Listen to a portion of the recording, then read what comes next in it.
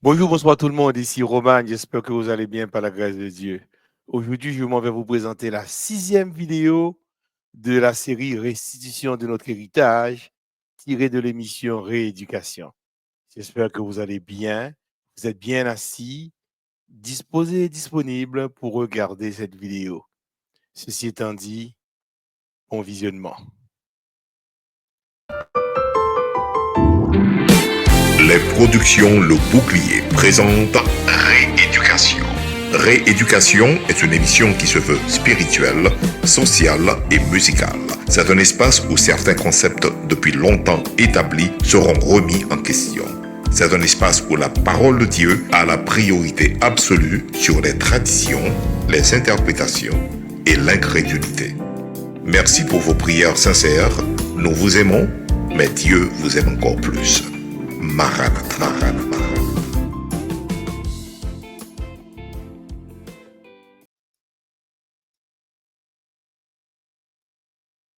Maranatha, Dieu vous aime, nous vous aimons.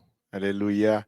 Donc, on est content de vous revoir. On est là pour continuer avec notre émission et c'est déjà la 6e vidéo. On a grandi un peu. Alors, on continue. Voilà, ce sont les versets de base que vous connaissez maintenant, hein? La 6e vidéo. Exode 22, verset 1, 7, 9. Luc 10, verset 19. Prions le Seigneur. Notre Dieu, notre Père qui est dans les cieux, nos âmes te louent et te bénissent parce que tu as fait de nous tes enfants. Nous sommes ici aujourd'hui pour présenter à ton peuple, disséminé à travers la terre entière, la 6e vidéo. Merci pour ton Saint-Esprit. Merci pour ta puissance. Nous comptons sur toi. Nous te faisons confiance. Nous te prions au nom de Jésus. À toi la gloire, la puissance, l'exaltation, dès maintenant, au siècle des siècles. Amen. Que le peuple de Dieu répète Amen. Béni soit le Seigneur. Et on continue. Désolé. Quelques rappels et mises en contexte. Dans la 5e vidéo, vous vous souvenez, nous avons parlé de l'impossibilité absolue de l'homme à se sauver. Nous ne sommes sauvés que par grâce. Vous le savez, je le sais, par le moyen de la foi. Du coup, nous sommes passés de la mort à la vie par le sacrifice de Jésus. C'est un sacrifice qui prévaut sur tout. Par cet acte singulier, Jésus ordonne à Satan de restituer à l'humanité tout ce qu'il avait volé des mains de nos premiers parents, par ruse ou par des subterfuges que vous et moi, des fois, ça nous dépasse. On n'arrive pas à comprendre. Mais l'ennemi est vraiment, j'aime dire en créole, mesdames bluffeur. Quelle est la volonté de Dieu en action? Certains se posent la question tout le temps, quelle est la volonté de Dieu? Qu'est-ce que Dieu veut pour nous? La Bible répond à cette question. Même des théologiens, je veux dire, et ceux qui sont euh, très bons dans la parole de Dieu ou bien qui annoncent d'une façon claire, de façon éloquente la parole de Dieu, des fois ils se demandent quelle est la volonté de Dieu. Mais si vous voulez voir Dieu à l'œuvre, regardez Jésus. Il est la volonté de Dieu en action. Jean 6, 38, la parole de Dieu déclare, car je suis descendu du ciel pour faire non ma volonté, mais la volonté de celui qui m'a envoyé. Ça, c'est Jésus qui parle. Jésus vient sur la terre pour faire volonté papale. Ce n'est pas sa volonté, mais la volonté de son Père. Et vous voyez, dans Acte 10, 38, il est dit, vous savez comment Dieu a oint du Saint-Esprit et de force Jésus de Nazareth, qui allait de lieu en lieu, faisant du bien et guérissant tous ceux qui étaient sous l'empire du diable, car Dieu était avec lui. Nous disons, béni soit le Seigneur. Quelle est la volonté de Dieu en action? C'est simple, Jean 14, verset 9, 10. Jésus lui dit, ça c'est Jésus qui répondait à Philippe, il y a si longtemps que je suis avec vous et tu ne m'as pas reconnu, Philippe? Celui qui m'a vu a vu le Père. Comment dis-tu, montre-nous le Père? Non, sous Jésus, ou papa, ou besoin de dire, montrez-nous papa encore, Philippe. Si tu vois Jésus, tu vois le Père. Parce qu'il était venu sur la terre pour faire la volonté de son Père. Jacques 4, verset 14-15. Écoutez cette question. Quelqu'un parmi vous est-il malade? Ça, c'est Jacques qui s'adresse à des frères et des sœurs. Ça, c'est dans l'église du Seigneur. Et ce n'était pas une habitude d'avoir des gens malades dans l'église du Seigneur, non. En tout cas, même si ça existait, c'était rare. C'est pourquoi il posait la question ici. Il appelle les anciens de l'église et que les anciens prient pour lui en loignant d'huile au nom du Seigneur. La prière de la foi, qu'est-ce que ça va faire? Ça va sauver le malade et le Seigneur le relèvera. Et s'il a commis des péchés, il lui sera pardonné. Jésus était venu faire la volonté de Dieu qui est de guérir, chers amis. Volonté, mon Dieu, ce n'est pas pour voir maladie sur le monde. Dieu n'a jamais fait ça.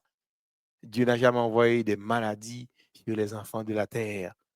La volonté de Dieu, c'est de guérir, de libérer et de délivrer ses enfants. Il ne veut pas les rendre malades, loin de là. Dieu n'inflige jamais de maladie à ses enfants. Certains chrétiens qui ont besoin de guérison répètent parfois, peut-être que Dieu m'a infligé cette maladie pour une raison particulière. Non, quand on vient de causer ça, maladie, c'est bon Dieu que vous le sous, non. Il y en a d'autres qui disent que mais maladie, par contre, tombe sous pied bois. Donc, franchement, ça fait rire. Mais Jésus n'a rien à voir avec ça. Jésus n'a jamais infligé de maladie à quelqu'un. Non, zéro. Quand on vient voir Jésus pour être guéri, a-t-il repoussé quelqu'un? Non. A-t-il dit non, je ne veux pas te guérir, ou du moins souffre encore un peu, car vous n'êtes pas encore assez saint? Non, pas une seule fois. Jésus, par exemple, dit comme ça. Quand on regarde Jésus, on voit directement Dieu. Et il l'a dit à Philippe, il y a si longtemps que je suis avec vous et vous ne m'avez pas reconnu. Quelle est la volonté de Dieu finalement? Mais la volonté de Dieu, c'est que tous ses enfants soient en bonne santé. Bon Dieu, pas voyer maladie sur le monde. Sous tes comptes, dit, arrête de répéter ça. Dieu n'envoie pas de maladie sur les enfants de la terre. Non. Dieu n'inflige jamais de maladie à ses enfants. Le Père était en Jésus et c'est lui qui faisait les œuvres que Jésus faisait. Jésus a-t-il passé son temps à rendre les gens malades? Non. Regarde à côté les images là. Les deux mains qui sont en haut, ce sont des mains malades. Et les deux mains en bas, c'est des mains qui sont en bonne santé.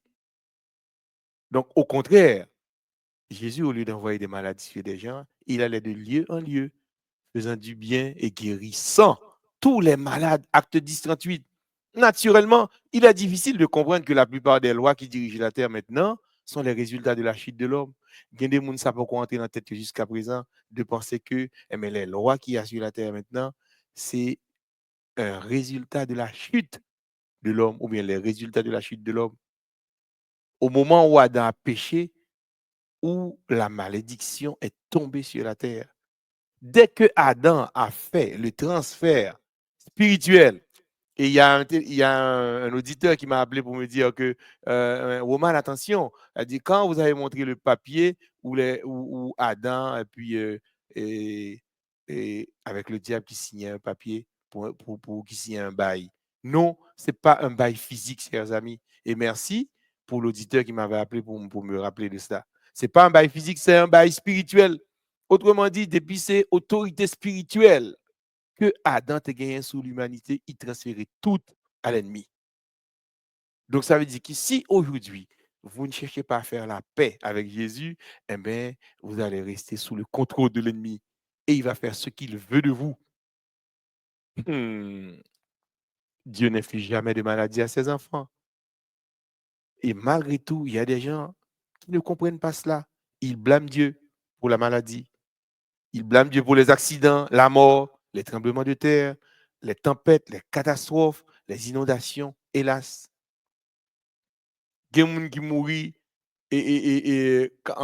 au moment où on chante l'enterrement de la personne. Mais moi, j'ai déjà entendu ça, quelqu'un a pris la parole pour dire, mais s'il mourit, je dis, c'est la volonté de Dieu. Arrêtez!